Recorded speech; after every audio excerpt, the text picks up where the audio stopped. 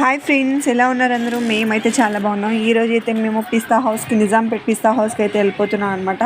హలీం తినడానికి అయితే వెళ్తున్నాము. రంజాన్ స్పెషల్ హలీం కాబట్టి పిస్తా హౌస్లో మాత్రం చాలా బాగుంటుంది.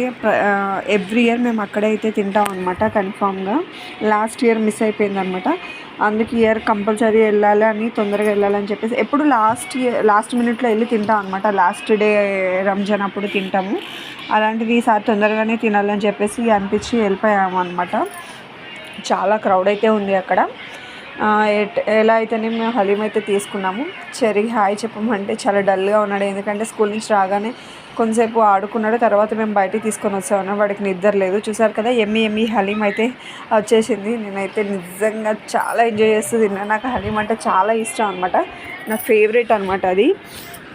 నేను తిన్న తర్వాత లలిత జ్యువెలర్స్కి అయితే వెళ్ళిపోయాము. అక్కడ కొంచెం గోల్డ్ జ్యువెలరీ అయితే పర్చేస్ చేసాను. అది మీకు నెక్స్ట్ వీడియోలో పోస్ట్